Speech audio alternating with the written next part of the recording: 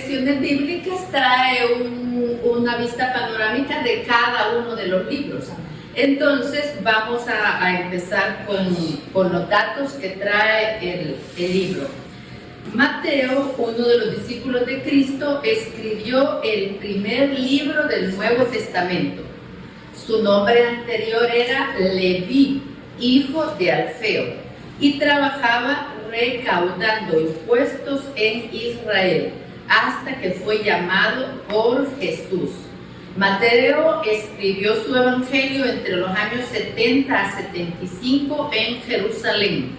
Lo hizo a petición de los discípulos, a favor de los judíos que se convertían al cristianismo. San Mateo escribe para judíos judeocristianos, para judíos convertidos al cristianismo. Mateo, al escribir este libro para judíos, trata de presentar a Jesús como el Mesías, el Rey de los judíos. Detalle que se puede constatar a través de los pasajes como la genealogía, la visita de los magos, la entrada a Jerusalén, el juicio de las naciones y, en común con los otros evangelios, la inscripción sobre la cruz. Este libro también sirve como puente entre el Antiguo y el Nuevo Testamento y une así las profecías del Mesías que vendría con el cumplimiento de estas mismas profecías. Es como si Mateo advirtiera primero que el Antiguo Testamento dice, ya viene el Cristo, y luego presentara el propio mensaje que dice, aquí está. Se puede dividir en 7 partes. Las escribí en la pizarra para que nos sea más fácil seguirlas. Primero, la infancia de Jesús. Luego, el sermón de la montaña. El segundo es el discurso misionero. La tercera parte es parábolas del reino, discurso eclesiástico, discurso escatológico, y cierra con la pasión, muerte y resurrección de Jesús. Es un evangelio muy ordenado, muy metódico, muy numérico, como lo vamos a ir viendo, ¿verdad? Vimos en los géneros literarios que los números eran un género importante en esa época. Ahora voy a leer unos datos de la introducción del Evangelio de San Mateo que encontramos en la Biblia latinoamericana. Y otra vez repetimos quién era Mateo, llamado Leví. En el Evangelio era un cobrador de impuestos y que Jesús hizo uno de sus apóstoles. Hace días comentábamos, ¿verdad?, que los evangelistas son representados por algún animal o, en el caso de Mateo, por un hombre con 2 alas. ¿Y a qué se debe esto? A que Mateo resalta la humanidad de Cristo. Y luego lo contrastamos con el Evangelio de San Juan. San Juan es representado por un águila, porque destaca la divinidad de Jesús. Mateo empieza con la genealogía humana, la dimensión humana de Cristo, y San Juan empieza con, y la palabra era el verbo se hizo carne, y bueno, verbo sería leerlo. Y entonces destaca la dimensión divina de Cristo. Y decíamos que es representado por un hombre con 2 alas debido a cómo empieza su evangelio, con la genealogía de Jesús, destacando su dimensión humana. Lo estábamos contrastando con el Evangelio de San Juan, que es simbolizado por un águila, porque San Juan empieza como un evangelio más espiritual, una dimensión más alta, una teología más alta, y pues como el águila vuela alto, por eso es representado por un águila. La espiritualidad y la humanidad de Jesús. Muy bien, otro de los datos que tenemos en la introducción es que Mateo, en su evangelio, destaca la figura de Jesús como predicador y maestro de la escritura.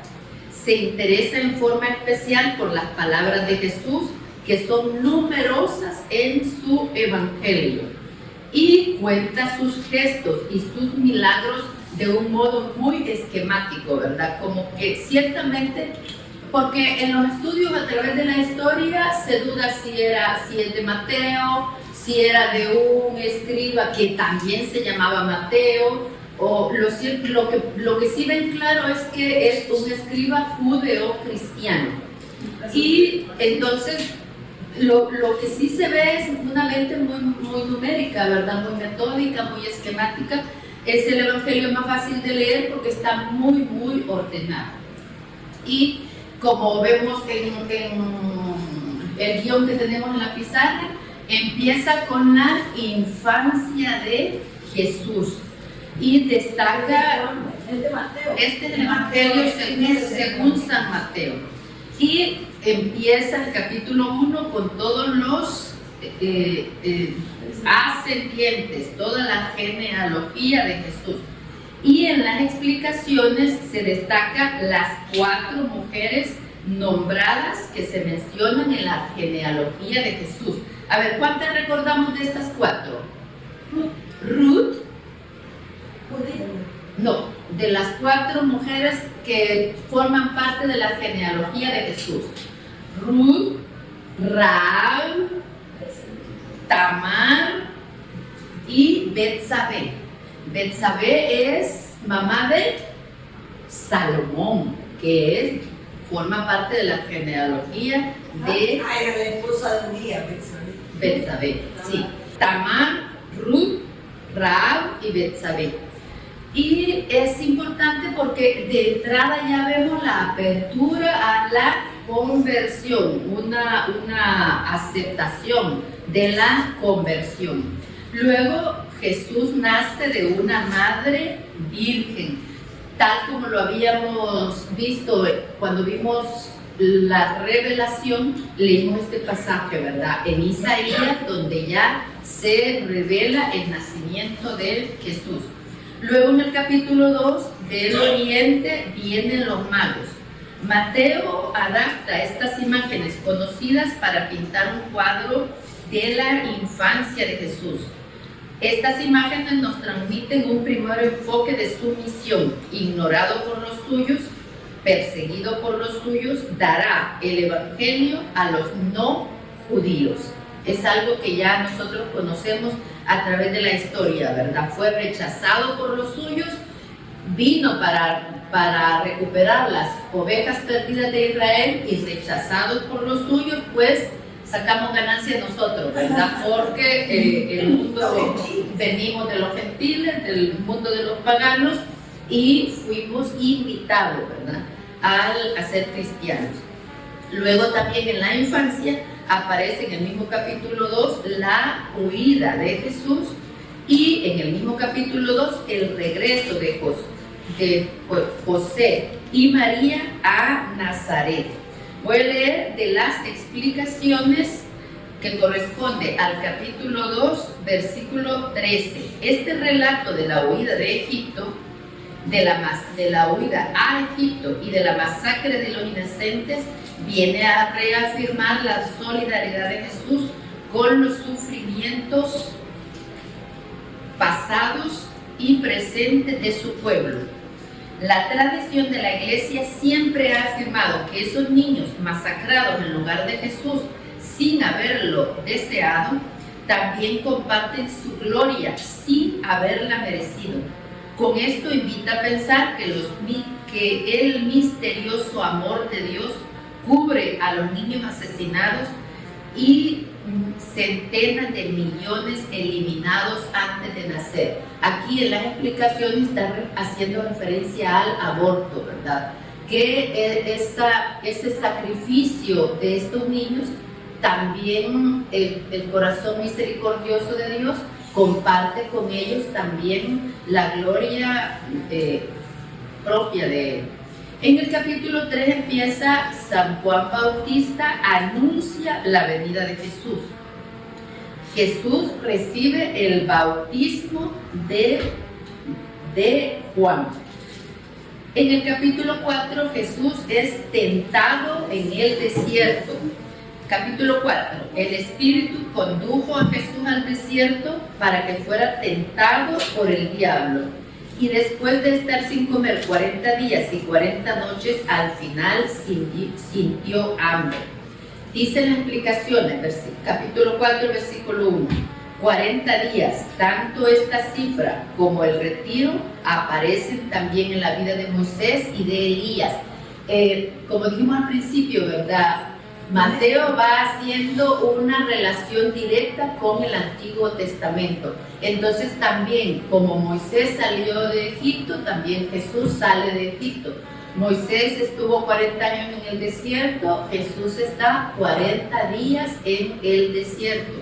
Y va haciendo esa relación con el Antiguo Testamento y también con Moisés y Elías.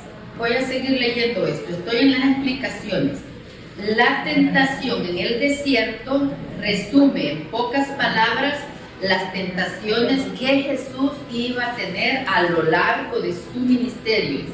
Los opositores le pedirían signos y milagros y sus propios discípulos lo invitarían a cuidarse mejor. Jesús conoció dudas y la ausencia de Dios como en Getsemaní. Y si bien los apóstoles afirman la divinidad de Jesús, no por eso olvidan atestiguar que ha sido probado en todo como nosotros. Al contar las tentaciones, Jesús las expresó con imágenes que recuerdan las del pueblo hebreo en el desierto.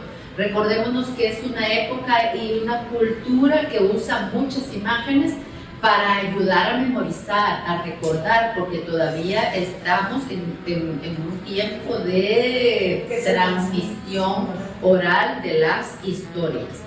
Y ahí termina digamos, como el mini evangelio de la infancia de Jesús y empieza el primer discurso. Jesús en el capítulo 5 empieza el discurso directamente con las bienaventuranzas. Capítulo 5, bienaventuranzas. Jesús, al ver toda aquella muchedumbre, subió al monte, se sentó y sus discípulos se reunieron a su alrededor.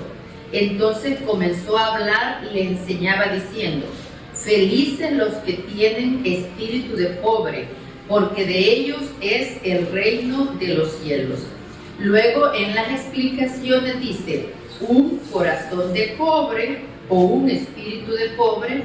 Esta primera bienaventuranza suscita siempre interrogantes, igual que todo lo que concierne al dinero, porque la pobreza nos da miedo y muchos de los que buscan la perfección espiritual la querrían pasar de largo. En realidad, los que tienen un corazón de pobre sabrán lo que quiere decir Jesús, porque se han sentido siempre más realizados con menos que con más y no han dedicado a conseguir ventajas y seguridad. Todos necesitamos los bienes para sobrevivir, para servir necesitamos muchos bienes. Si nosotros tenemos un corazón bondadoso, el carisma de ayuda, cuanto más bienes tengamos, más podemos ayudar. Esa es una realidad.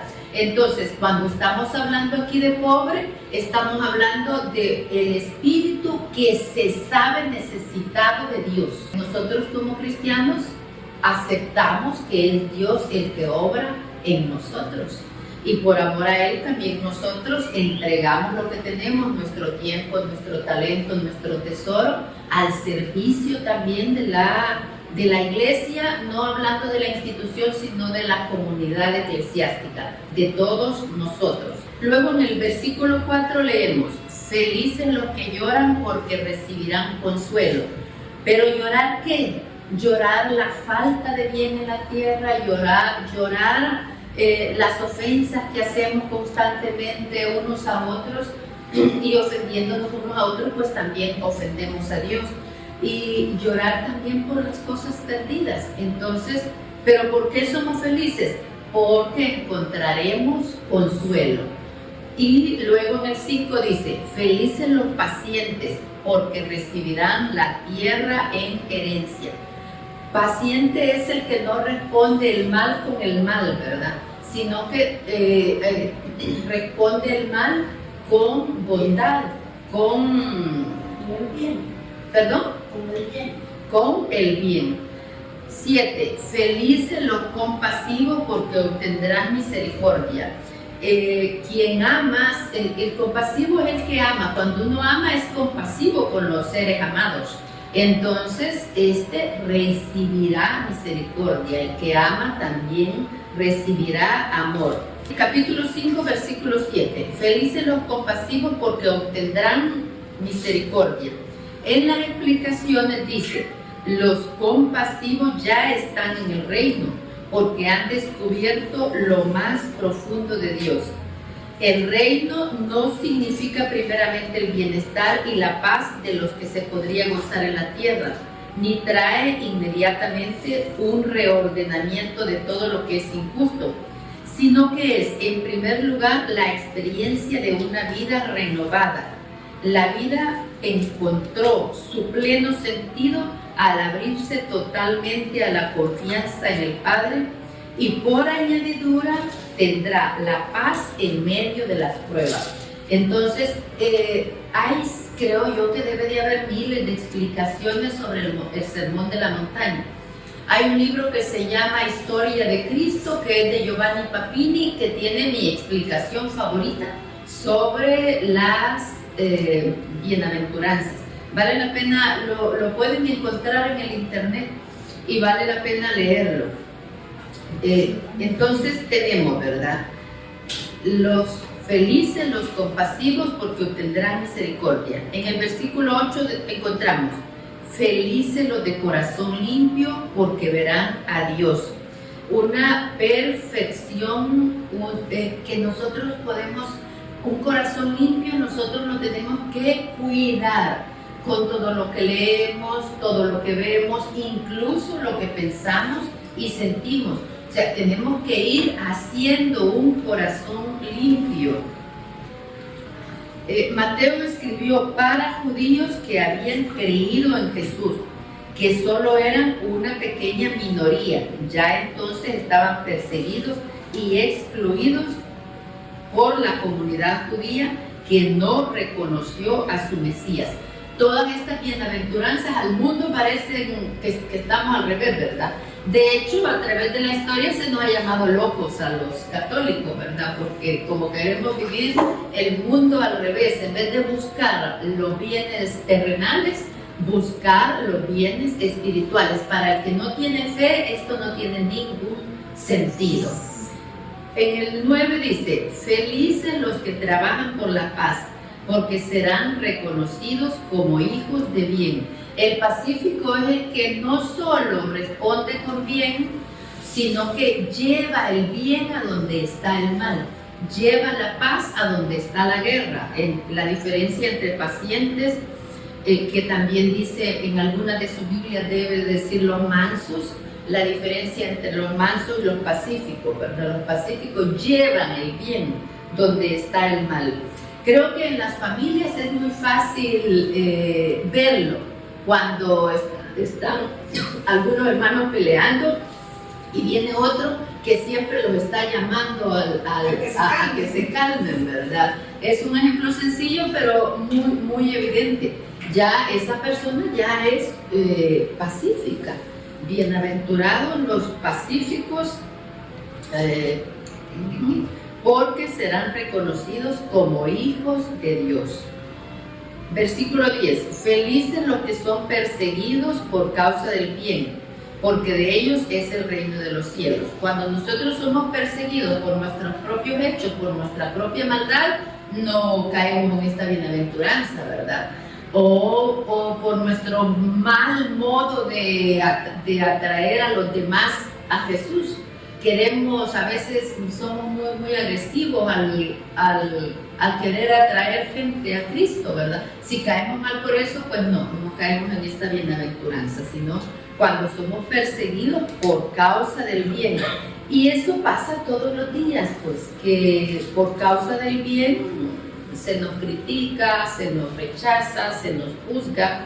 Entonces, felices, porque de ellos es el reino de los cielos. No puedo profundizar tanto como quisiera porque la idea es darle una vista panorámica a todo el Evangelio en una sola clase. Entonces, con que tengamos una visión global del Evangelio, ya podemos tener una mayor comprensión, ¿verdad? Y ya con el guión que tenemos en la pizarra ya tenemos una idea muy clara, ¿verdad? La infancia, 5 discursos y la pasión y muerte de Jesús. Es lo que vamos a encontrar en el Evangelio de San Mateo. En el capítulo 6 encontramos hacer el bien solo por Dios. Guárdense de las buenas acciones hechas a la vista de todos, a fin de que todos las aprecien, pues en ese caso no les quedaría premio alguno que esperar de su Padre que está en el cielo. Esto lo tenemos muy claro, ¿verdad? Si nosotros hacemos las obras para lucirnos, la verdad es que se agradece que la gente diga gracias, aunque sea, ¿verdad?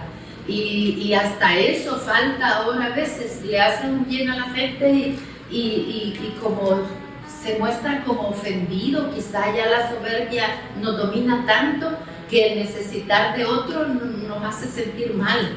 Entonces hay que recuperar el ser agradecidos. ¿Cómo dice ese verso? ¿Es de bien nacidos? Ser agradecidos. Es de bien nacidos ser agradecidos. Por lo menos eso, cuando recibimos un bien, ¿verdad? Al menos ser agradecidos.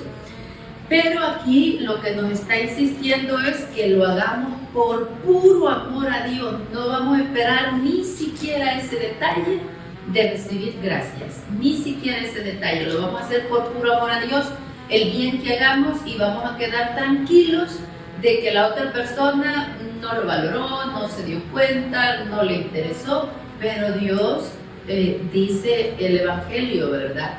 Un vaso de agua que le des al más pequeño, a mí me lo has hecho. Entonces nosotros tenemos esa fe. Luego, en el capítulo 6, versículo 9, está el Padre Nuestro. Ustedes pues recen así: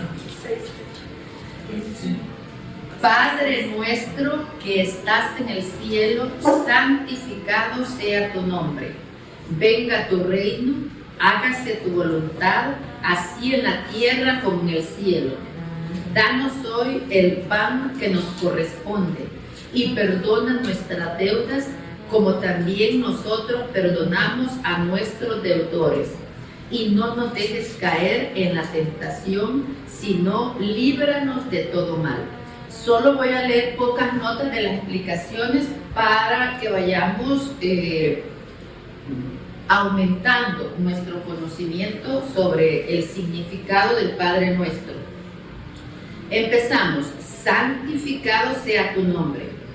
Dicen las explicaciones que la presencia del Padre y el esplendor de sus obras sean reconocidas entre todos los que le pertenecen.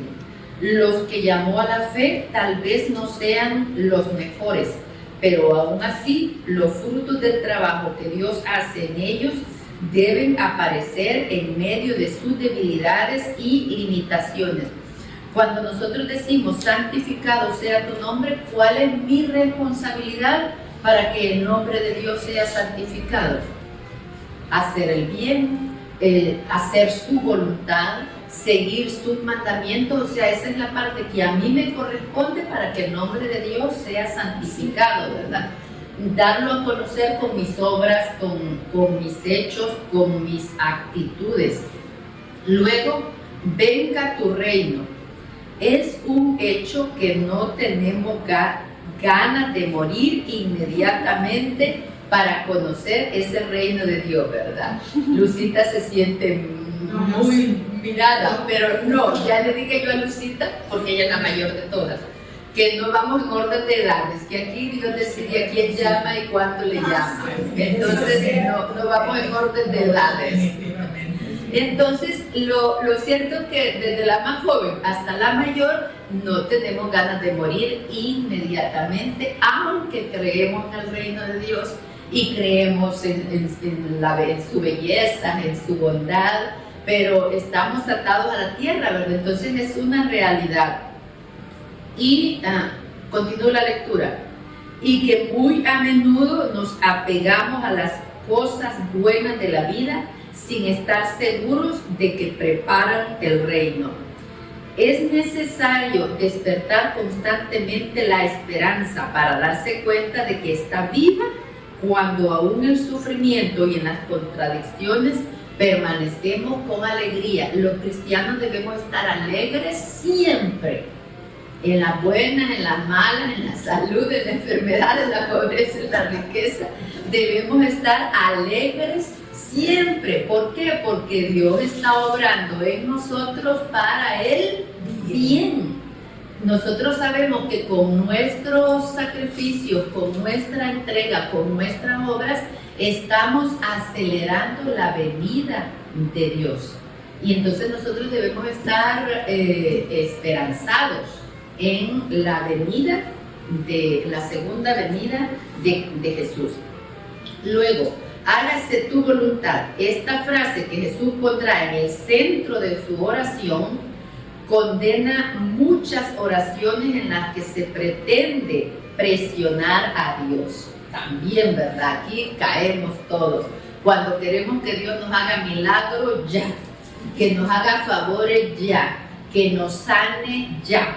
Que nos quite un dolor, ya. Lo queremos ya, ¿verdad? Entonces, Dios, si decimos, hágase tu voluntad, nos insisten mucho, ¿verdad? Que así deben terminar nuestras oraciones siempre. Pedirle a Dios lo que nosotros deseamos con la mayor humildad posible, con la mayor confianza en que Él sabe lo mejor. Cuando nuestro plan no sale, el plan de Dios es mejor, tener esa confianza.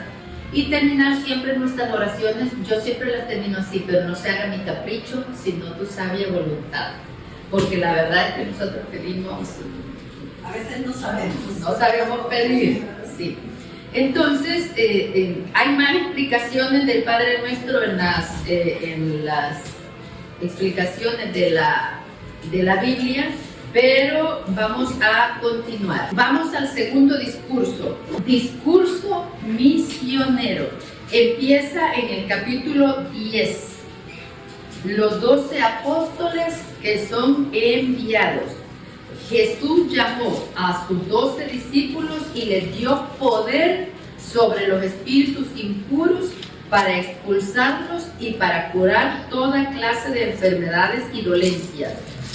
Estos son los nombres de los 12 apóstoles. El primero, Simón, llamado Pedro, y su hermano Andrés. Santiago, hijo de Zebedeo, y su hermano Juan. Felipe y Bartolomé, Tomás y Mateo, el recaudador de impuestos, Santiago, el hijo de Alfeo, y Tadeo, Simón el cananeo y Judas Iscariote, el que lo traicionaría. Y tenemos Jesús envía a los primeros misioneros. Aquí inicia el discurso misionero. En el versículo 5 leemos: a estos 12 Jesús los envió a misionar con las instrucciones siguientes: no vayan a tierras de paganos, ni entren en pueblos de samaritanos. Diríjanse más bien a las ovejas perdidas del pueblo de Dios. Leemos en las explicaciones: Jesús obedece el plan de salvación de su Padre, ya expresado en la Biblia. El Salvador debía reunir primero a las ovejas dispersas del pueblo de Israel. Después llevaría la salvación a todas las naciones. Es bien importante este discurso misionero, ¿verdad? Porque Jesús los envía. Y los envía primero a su propio pueblo y después al resto de las naciones. Encontramos también otros temas como los testigos de Jesús serán perseguidos. En el mismo capítulo 10, versículo 24 dice: el discípulo no está por encima de su maestro, ni el sirviente por encima de su patrón. Esto nos hace pensar en la igualdad que encontramos en el cristianismo, ¿verdad? Jesús ha venido para todos y nos trata por igual. En el versículo 28 dice: no teman a los que solo pueden matar el cuerpo, pero no el alma. Teman más bien al que puede destruir el alma y el cuerpo en el infierno. Y siempre está destacando nuestra espiritualidad, ¿verdad? Cuando nosotros sufrimos en el cuerpo, esta formación que nosotros recibimos, las formaciones que recibimos en la iglesia fortalecen nuestro espíritu. Y entonces llevamos mejor las debilidades del cuerpo. También dice en el versículo 34, no piensen que he venido a traer la paz. No he venido a traer la paz, sino espada. Pues he venido a enfrentar al hombre contra su padre, a la hija contra su madre y a la nuera contra su suegra. El que ama a su padre o a su madre más que a mí, no es digno de mí. El que no carga con su cruz y viene detrás de mí, no es digno de mí. El que antepone a todo su propia vida, la perderá. Y el que sacrifica su vida por mi causa, la encontrará. Estos son discursos, ¿verdad? Palabras que Él les está dando para fortalecer a los discípulos, que los está enviando en la misión, porque no van a encontrar un camino de rosa, ¿verdad? Van a encontrar de todo. En el capítulo 11 encontramos Jesús y Juan Bautista. Los discípulos de Juan vienen a preguntar, ¿verdad? ¿Eres tú el que ha de venir o tenemos que esperar a otro? En el 11, versículo 4, Jesús les contestó: vayan y cuéntenle a Juan lo que ustedes están viendo y oyendo. Los ciegos ven, los cojos andan, los leprosos quedan limpios, los sordos oyen, los muertos resucitan, y una buena nueva llega a los pobres. Y dichoso aquel para quien yo no sea motivo de escándalo. O sea, dichoso aquel que acepte a Jesús, ¿verdad? Dichoso aquel que abrace la buena nueva. En el versículo 12 dice: desde los días de Juan Bautista hasta ahora, el reino de Dios es cosa de conquista. Uno de los elementos que destaca Mateo en su evangelio es que nosotros también tenemos que aportar, hacer nuestra parte, hacer nuestro trabajo. Tenemos el don de la fe, el don de la esperanza, pero es importante cómo respondemos nosotros al don de Dios. En el versículo 25 dice: carguen con mi yugo. En aquella ocasión Jesús exclamó: yo te alabo, Padre, Señor del cielo y de la tierra, porque has mantenido ocultas estas cosas a los sabios y entendidos y las has revelado a la gente sencilla. Sí, Padre, pues así fue de tu agrado. Vengan a mí los que van cansados y llevan pesadas cargas, y yo los aliviaré. Con frecuencia en las predicaciones destacan esto, ¿verdad? Que dice: yo los aliviaré, no dice: yo les quitaré sus cargas. Jesús, ante nuestras cargas, Jesús es nuestro consuelo, nuestra ayuda, nuestro sostén. Pero si esa carga va a hacer que nosotros maduremos en la fe, vayamos creciendo en nuestros principios, en nuestros valores, ahí nos va a dejar la carga. Creo que es muy sencillo comprenderlo cuando una madre lleva a su hijo a que lo vacunen. ¿Quiere ir el hijo? No. ¿Por qué la madre deja que lo vacunen? Porque es para su bien, es un dolor momentáneo. Es un dolor momentáneo que va a evitar un mal mayor. Entonces también cuando Dios deja que llevemos cargas, que llevemos dolores, que llevemos enfermedades, es también porque va a salir un bien mayor. Luego tenemos el tercer discurso en el capítulo 13. Se llama de las parábolas del reino. Creo que aquí es más fácil para nosotros, ¿verdad? Tener una visión de este discurso son figuras del reino, multiplicación de los panes, está la parábola del sembrador, que ya la tenemos estudiada, la parábola del trigo y la cizaña. Si alguna no les suena, me dicen para leerla. La parábola del grano de mostaza, la parábola del tesoro y la perla. Y en la iglesia, voy a leer las explicaciones. La iglesia adoptó hacia el siglo XII la palabra. Ay, no, esto no lo hemos visto. Perdón. Muy bien. Todas estas parábolas, yo pienso que todas las tenemos muy explicadas en las homilías, ¿verdad? Porque pues todo lo que aparece en los evangelios es en lo que hace énfasis el sacerdote en la predicación de cada misa. Luego de estas parábolas tenemos la primera multiplicación de los panes.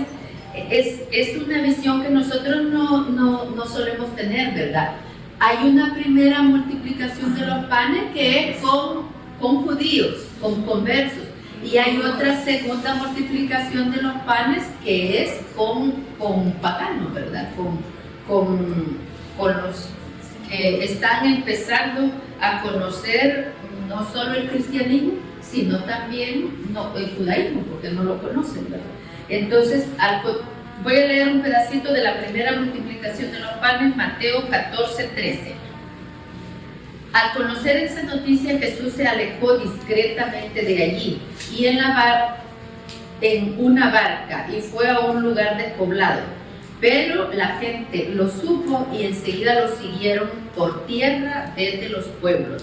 Al desembarcar Jesús y encontrarse con tan gran gentío, sintió compasión de ellos y sanó a sus enfermos. Pero Jesús les dijo: no tienen por qué irse, denles ustedes de comer, porque los discípulos le preguntan, ¿verdad? Le dicen: despache esta gente porque tienen que ir a comer algo antes de que se desmayen. Y entonces Él les dice: denle ustedes de comer. Jesús responde, versículo 17: no tienen por qué irse, denle ustedes de comer. Ellos respondieron: aquí solo tenemos 5 panes y 2 peces. Jesús les dijo: tráiganmelos para acá. Y mandó a la gente que se sentara en el pasto. Tomó los 5 panes y los 2 peces, levantó los ojos al cielo, pronunció la bendición, partió los panes y los entregó a sus discípulos. Termina en el versículo 21, ¿verdad? Los que habían comido eran unos 5,000 hombres, sin contar mujeres y niños. Me gusta mucho estos pasajes cuando Jesús camina sobre las aguas, ¿verdad? Y Pedro le pide: Señor, si eres tú, manda que yo vaya a ti caminando sobre las aguas. Jesús le dijo: ven. Gracias. Jesús le dijo: ven. Pedro bajó de la barca y empezó a caminar sobre las aguas en dirección a Jesús. Pero el viento seguía muy fuerte, tuvo miedo y comenzó a hundirse. Entonces gritó: Señor, sálvame. Es la oración más corta que encontramos en la Escritura, ¿verdad? Señor, sálvame. Así de sencilla puede ser nuestra oración. Señor, sálvame. Al instante Jesús extendió la mano y lo agarró diciendo: hombre de poca fe, ¿por qué has dudado? Es bien importante esto, ¿verdad? Que nosotros en la adversidad sigamos confiando en Dios. No importa cuán dura sea la prueba que estamos pasando, la dificultad que tenemos, sigamos confiando en el poder de Dios, en la bondad de Dios, en la misericordia de Dios, en que nos ama. Y seguir viéndole a Él, ¿verdad? No ver nuestra dificultad, sino verle a Él. Luego, en el capítulo 15, empieza mandatos y enseñanzas de hombres. Muy bien, luego vamos a ir ya al cuarto discurso, el discurso eclesiástico. Aquí Jesús da normas de vida dentro de la comunidad. En verdad les digo, si no cambian y no llegan a ser como niños, nunca entrarán en el reino de los cielos. Capítulo 18, versículo 3.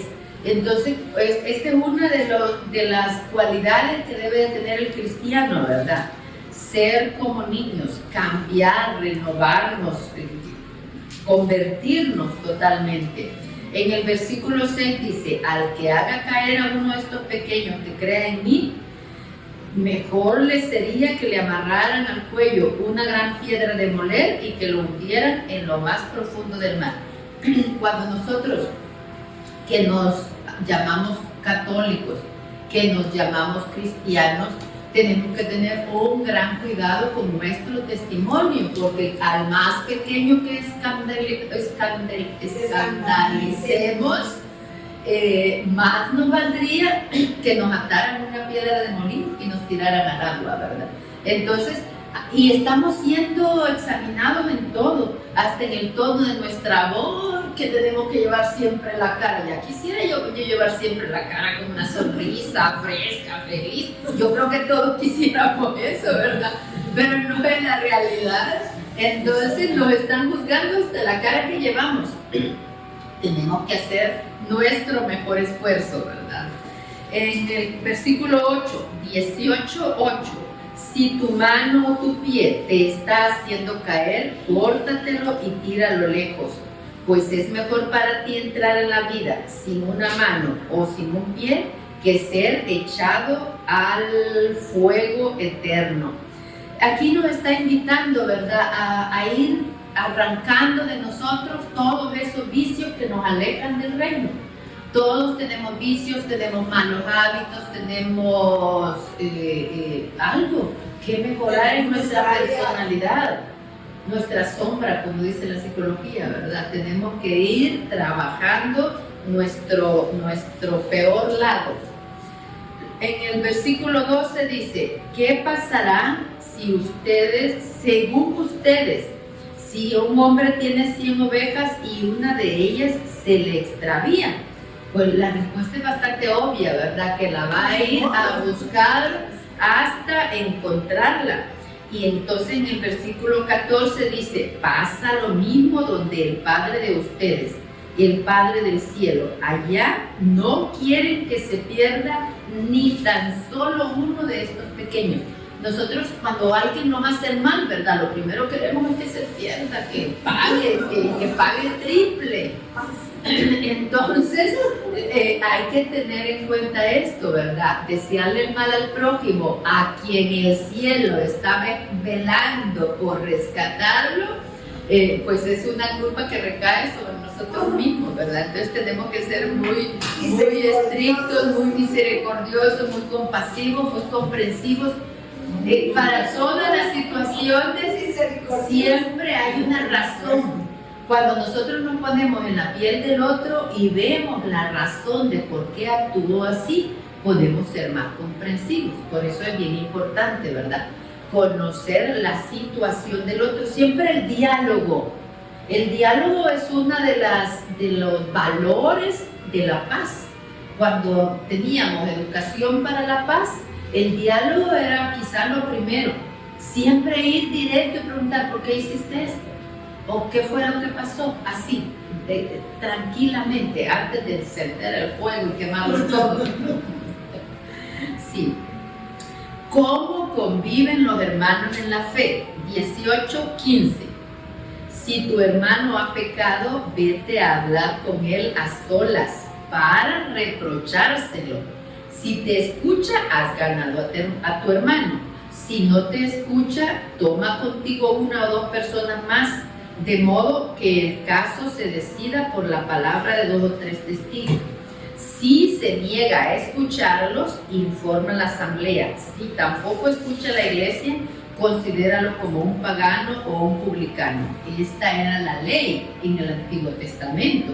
Ahora en el versículo 18 dice, yo les digo, todo lo que aten en la tierra lo mantendrá atado en el cielo, y todo lo que desaten en la tierra lo mantendrá desatado en el cielo. Asimismo yo les digo, si en la tierra 2 de ustedes se ponen de acuerdo para pedir alguna cosa, mi Padre Celestial se los concederá. Pues donde 2 o 3 están reunidos en mi nombre, allí estoy yo en medio de ellos. Y sigue una serie de consejos, instrucciones para la misión. Estábamos en el discurso misionero. Hay muchos otros, voy a por lo menos leerles los subtítulos, ¿verdad? Para que tengamos más idea. Luego habla del matrimonio, el divorcio, luego los trabajadores de la viña, el joven rico, el tercer anuncio de la pasión. Es un gran contraste, ¿verdad? Él les está anunciando su pasión. En el versículo 18, capítulo 20 dice: ya estamos subiendo a Jerusalén. El Hijo del Hombre va a ser entregado a los jefes de los sacerdotes y a los maestros de la ley, que lo condenarán a muerte. Este ya es el tercer anuncio de la pasión. Inmediatamente, ¿qué encontramos? La madre de Santiago y Juan pidiéndole poder para sus hijos. Entonces, qué gran contraste, ¿verdad? Ah, que pues ya ha puesto el rey, viva el rey. Es un gran contraste, ¿verdad?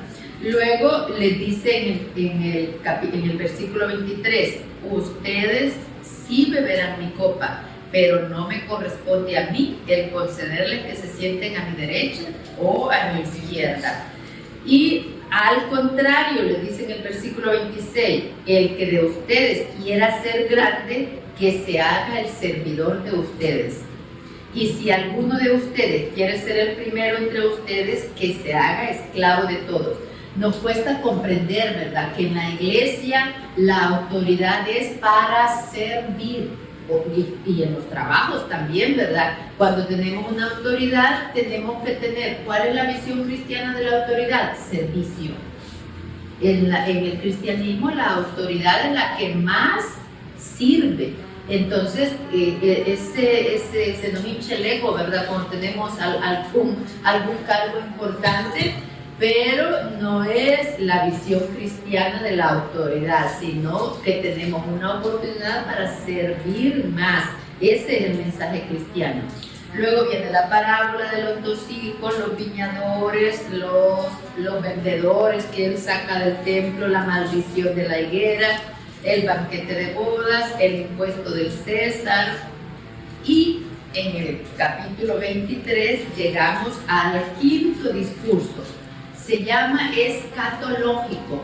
La escatología estudia las cosas últimas. En nuestro caso sería muerte, juicios, purgatorio, cielo o infierno. Y entonces de estas cosas empieza a prepararnos en este quinto discurso.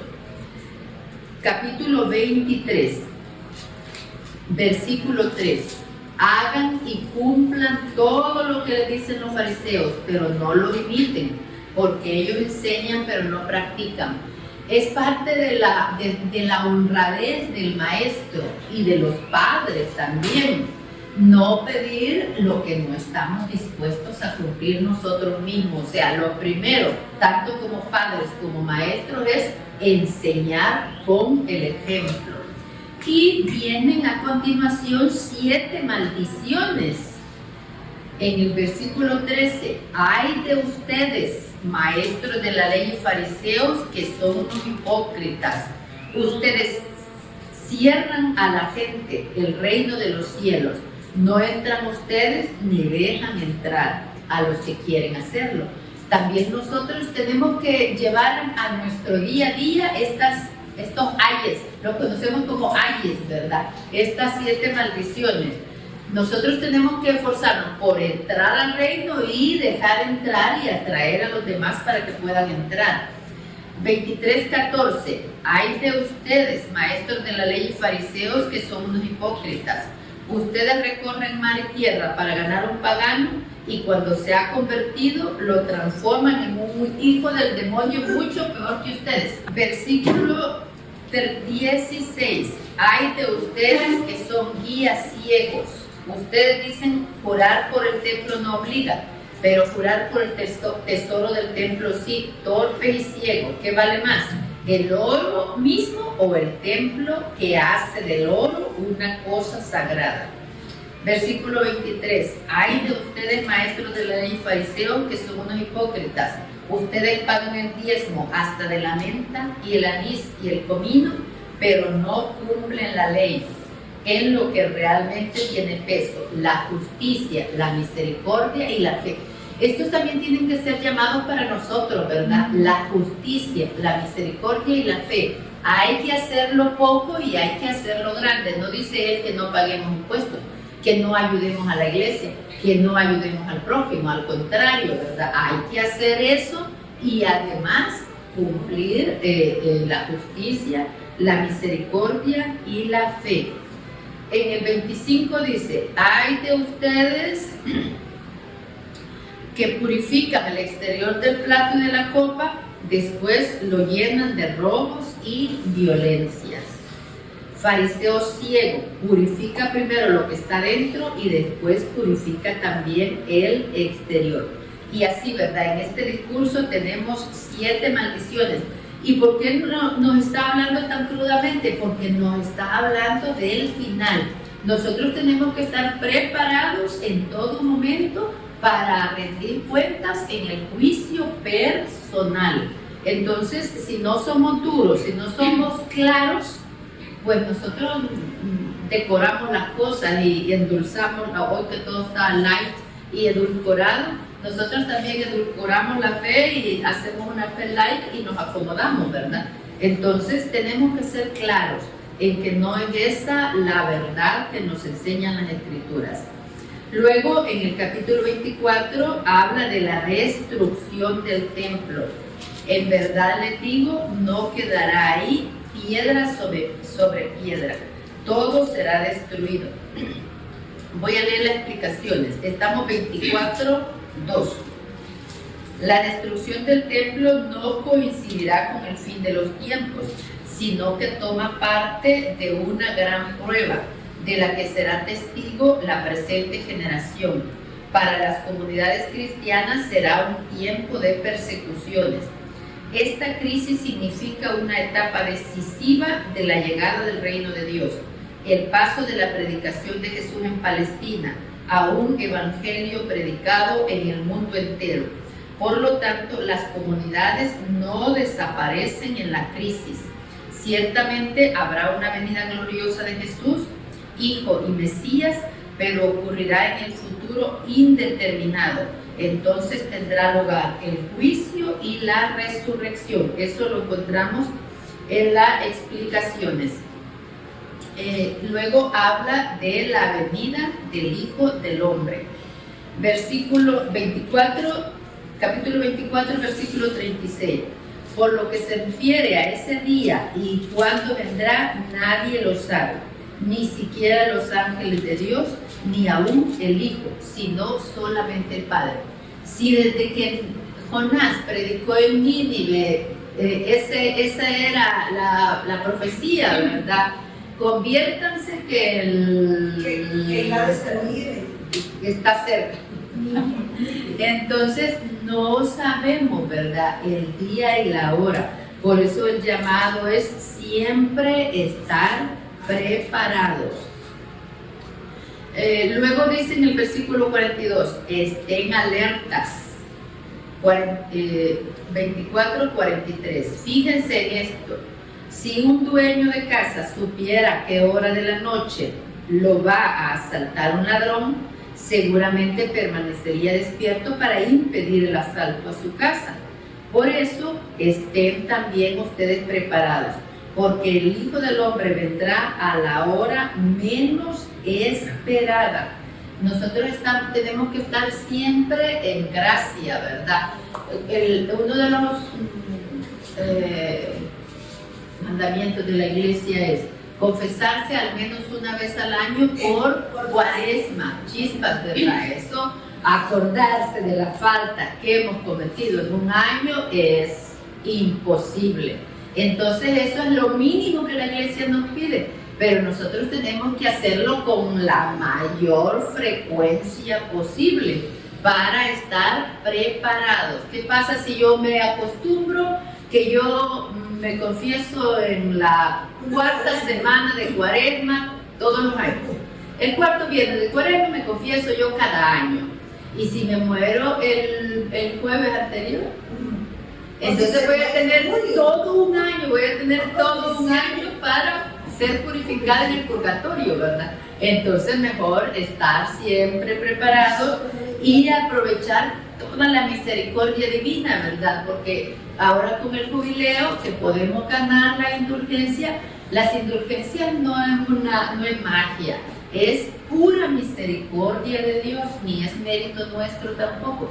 Si confiamos en la misericordia, a mí me encantan las indulgencias porque yo creo en la misericordia de Dios.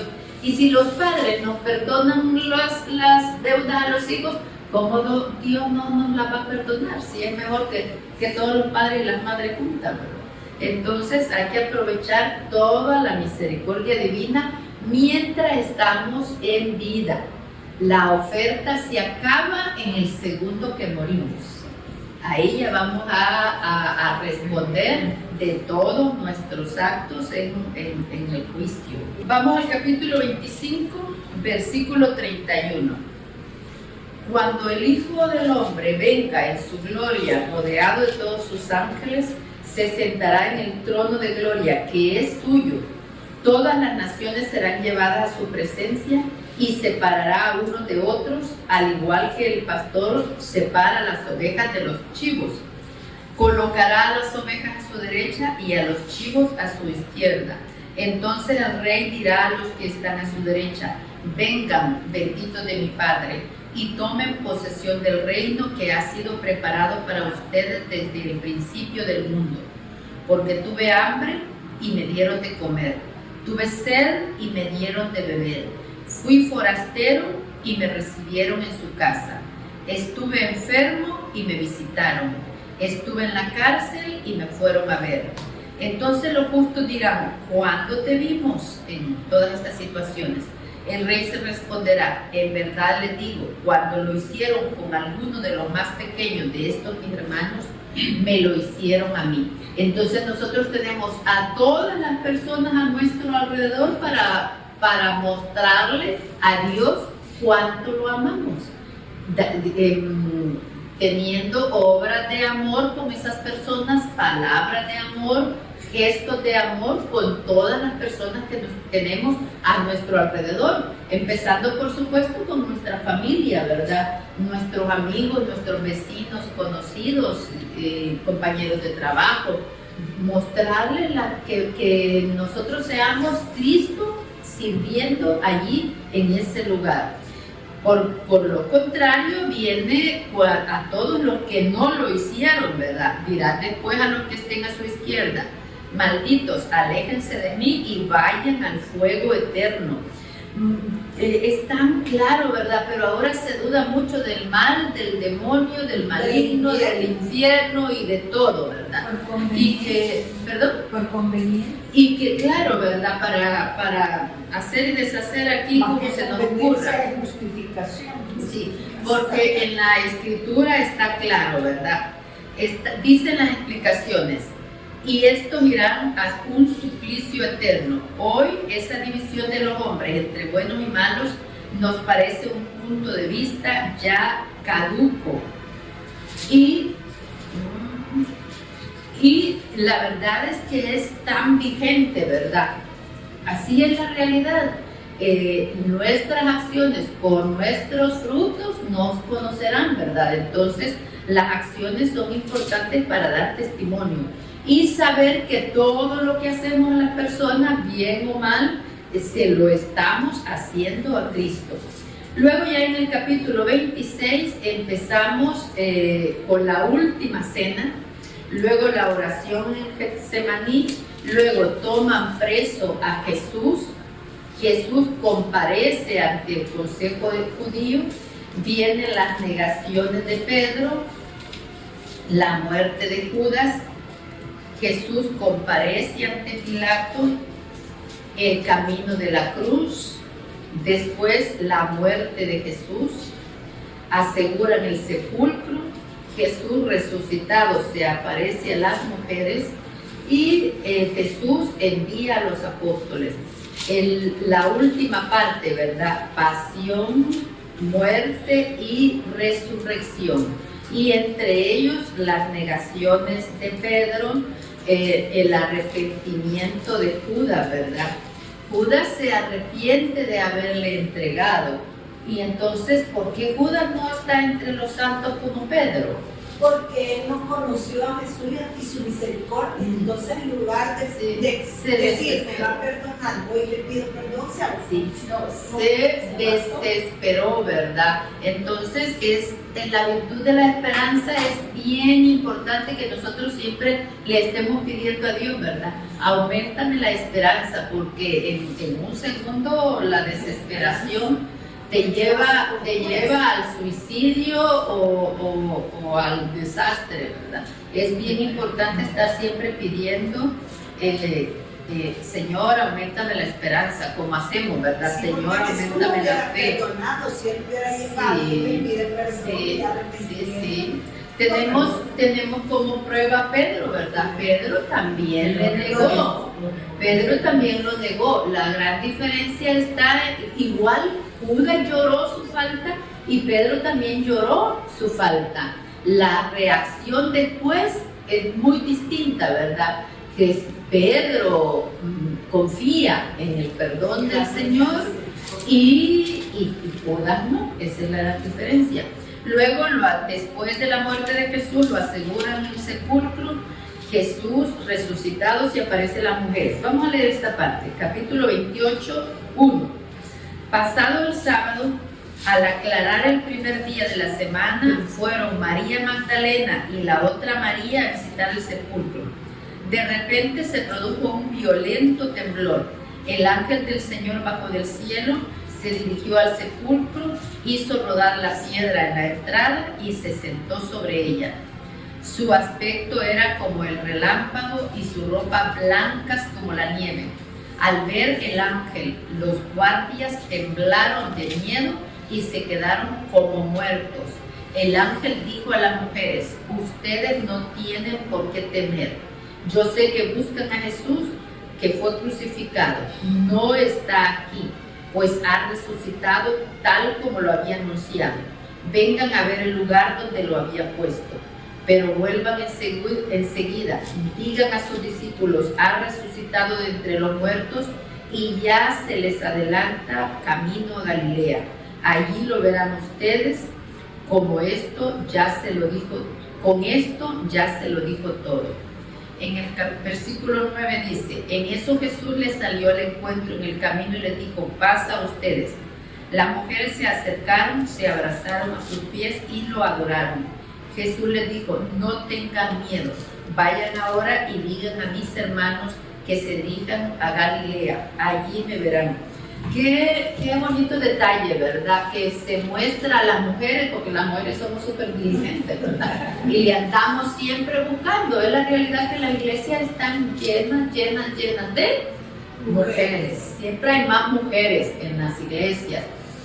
Entonces es sentirnos, ¿verdad?, elegidas también y seguir dando frutos, seguir perseverando, seguir luchando. Ya sé que ha sido un repaso muy a grandes saltos, ¿verdad? Pero si ustedes lo quieren leer en la semana completo, como yo lo tengo que leer varias veces en la semana, mientras lo preparo en los días anteriores, mi truco es poner un audio. Está el Evangelio, todos los libros están en audio. Entonces ustedes entran a YouTube, pongan Evangelio según San Mateo y ahí les va a aparecer varios. Yo siempre trato de que sea el de la Biblia Latino, lo pongo San Mateo, Biblia Latinoamericano, hablado, si quieren ponerle para que les salga. Y dura 2 horas y 20. Leído entero dura 2 horas y 20 el audio. Entonces ustedes cuando tienen que levantarse a hacer algo le ponen pausa y luego regresan y continúan. Si ya se cansaron porque es mucho y no tenemos práctica, le damos pausa otra vez y luego regresamos. Solo son 2 horas y 20. Quiere decir que en 7 días, 20 minutos diarios lo podemos hacer.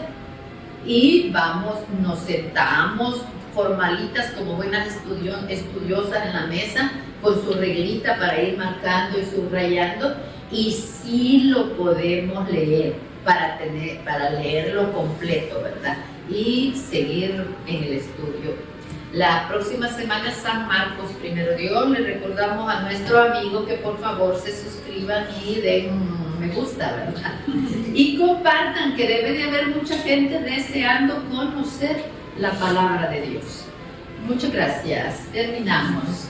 Dios te salve María, llena eres de gracia, el Señor es contigo, bendita tú entre todas las mujeres y bendito es el fruto de tu vientre, Santa María, Madre de Dios, ruega por nosotros pecadores, ahora y en la hora de nuestra muerte. Amén. Santa María, esperanza nuestra, esclava del Señor, ruega por nosotros. Muchísimas gracias.